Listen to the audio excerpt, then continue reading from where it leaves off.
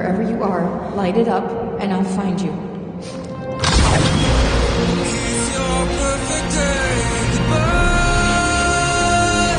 For my social media passion project, I am examining the YouTube social media of the Netflix animated series Arcane. Arcane was and still is a massive hit, which has garnered an intense fan following even 1 year after its debut. In this video, I will examine how YouTube has played an integral part in making Arcane a tremendous hit.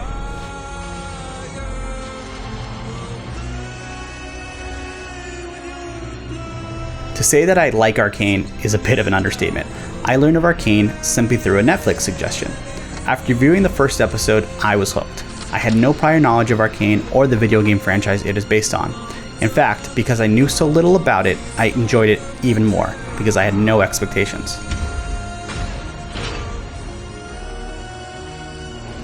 By early 2022, I had watched and rewatched Arcane at least 7 times, and every time I rewatched it, I found something new or interesting I hadn't seen before. I have consumed a lot of movies, shows, games, and books in my life. Arcane is without a doubt my favorite piece of media ever.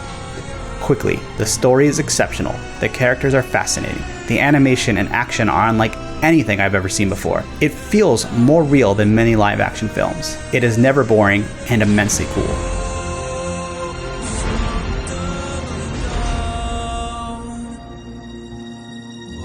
My detailed review of Arcane will have to wait.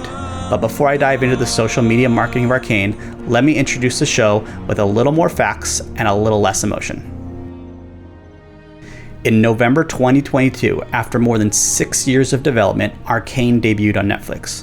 Arcane was produced by Riot Games and is based on their video game franchise League of Legends. It was released to near universal acclaim with a 100% critic score and 96% audience score on Rotten Tomatoes. There are over 200,000 audience scores on IMDb with an aggregate rating of 9 out of 10.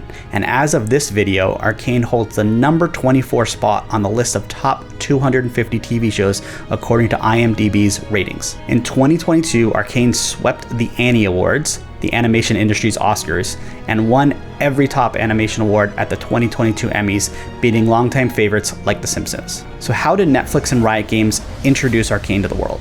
We have to time travel back to October of 2019. Riot Games' League of Legends, the video game series with over 117 million monthly active players, and still in 2022 the 4th most popular PC game, used their YouTube channel to announce Arcane to their nearly 14 million subscribers. With over 8 million views, 340,000 likes, and nearly 15,000 comments, this announcement was welcomed by enthusiastic fans from across the world.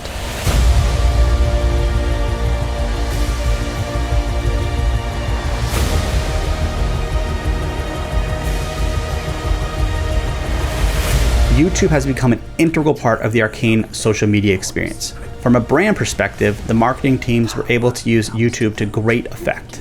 They posted behind-the-scenes videos, trailers, and music videos.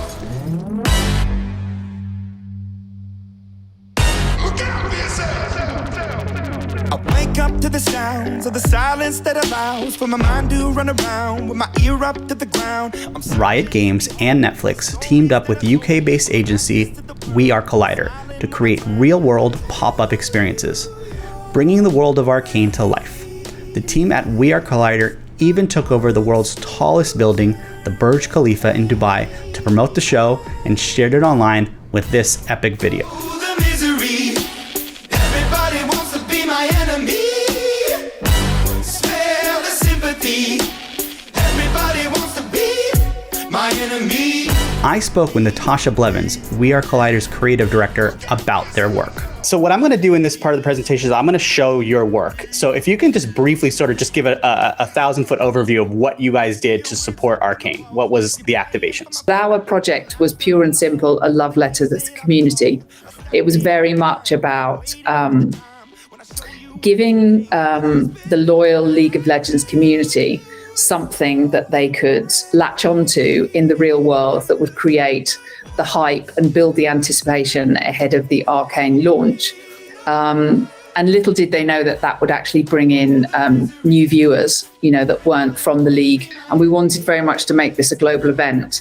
So we chose 6 key cities around the world, and each of those activations changed according to the narrative within the storyline. And there was an AR element where you could scan it and you could see some of the hex tech and engage with it. So you could see Atlas gauntlets and things that were going to be available to buy. And then lo and behold, just before the night of the launch, somebody creates merry hell and mischief. And we had a narrative of destruction. So the stores went from very childlike graffiti to all-out bombs, carnage, chaos for the final one in LA. As a creative director, can you just talk about YouTube and its importance in marketing and advertising? My thing is, if it's a good enough idea, can it roll out across all those different touch points? Can we just ensure that it's being shot for those different formats, Square, Letterboxd, etc.? That's all we care about, is that it can work within those different formats. We're given the original brief. We're cognizant of the media that our audience are consuming and where the best place to interrupt that audience in their day is and how they're consuming that media, whether they're consuming it in a leisure orientation thing or whether we need to disrupt their day by going out of home or something like that.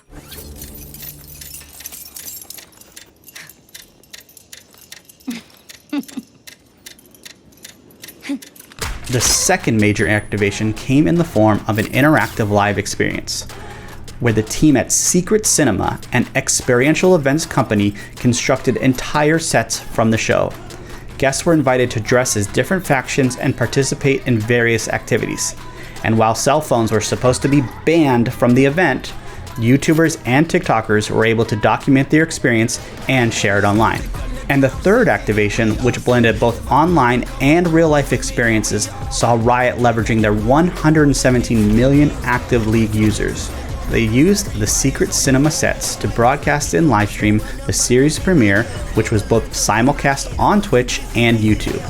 The influence of the Twitch viewers cannot be discounted. The same live broadcast recorded just under 100,000 views on YouTube, but over 1.7 million views on Twitch. However, it was Arcane's fans that took over YouTube. From detailed story and character analyses, so beautiful that, he says you're perfect. She's done this horrible thing, and yet he can still make her feel okay from it. And I think that that's what shows this love and bond between them, and why Silco is this character that I think that we can all empathize with. to cosplay videos, to musical covers of Arcane's iconic music.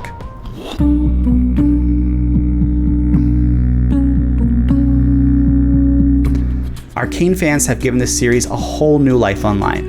My personal favorite is a compilation of fan reaction videos that give me a little sense of what I may have experienced if I was able to watch Arcane with friends. Oh! Let's go! Finish him! Oh, he's done. That was so badass! I spoke with Matt Reisinger, creator of the @Build Show on YouTube. Matt has over 1 million subscribers and over 209 million video views on his YouTube channel. I asked Matt why he believes that YouTube is such an impactful platform. I think what makes YouTube incredibly impactful is the connection that you get with video. When I first started on YouTube, 2008, I did it as a way to promote my construction company. And I would regularly go into interviews with potential prospects, people that were going to build a house with me or remodel a house with me. And they would act like I was their long lost cousin. Matt, it's so great to meet you. I really am looking forward to today's meeting. But what I realized was the right people are watching the video. And so I think that's still true today, and it's something that people forget about, that it's not really about the numbers. So there's that connection that happens with video that doesn't happen with other content. And I would tell you that short form content, the TikToks of the world, the Instagram Reels, that connection's harder to make. It's too quick. Whereas YouTube, you have the time, it's horizontal format like this video. You have some ability to talk longer and for people to get to know you, to get your point across, to not feel like you're just giving your 5 bullet points in 90 seconds like you might on a reel for one of those platforms. So why is Arcane so popular on YouTube? Well, I have been fascinated by the research of Jonah Berger and his book, Contagious.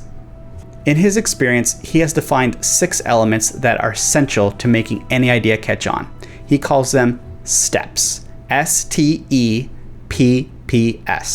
S for social currency, T for triggers, E for emotion, P for public, a second P for practical value, and S for stories. To me, Arcane is easily shared online because it perfectly embodies social currency, the first S. Here, let me allow Professor Berger to explain it in his own words. What's the first thing you then did with that information? You told somebody, right? Because having access to information that not everyone else knows makes you look smart and makes you look in the know. It gives you what I'll call social currency. Just like the car we drive and just like the clothes we wear, the things we talk about and the things we share affect how other people see us.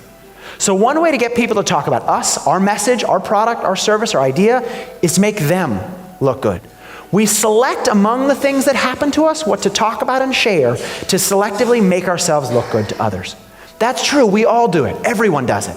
How do we take advantage of that? If we can give them that social currency by being connected to us, they'll talk and they'll share and they'll bring us along for the ride. This is one of my favorite clips.